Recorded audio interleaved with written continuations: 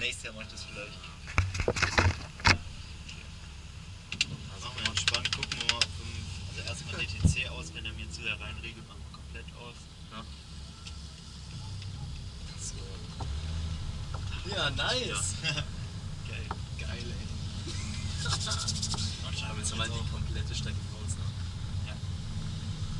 Vor allem, es gibt wenige Fahrzeuge, die dann schneller.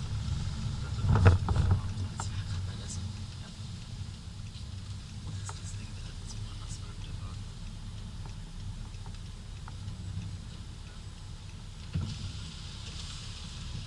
Ah, der ist nicht durch.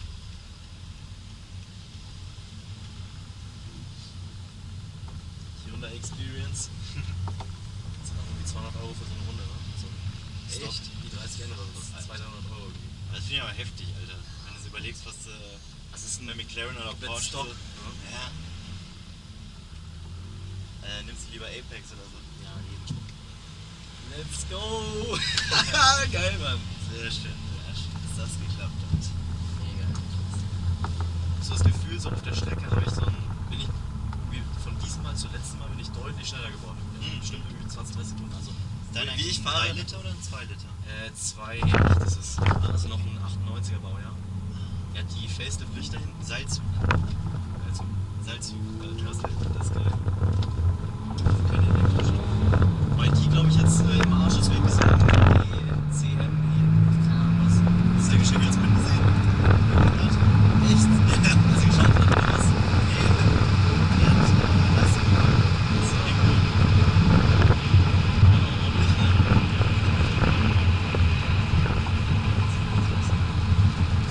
Geil, ey. Schon über die Nordschleife.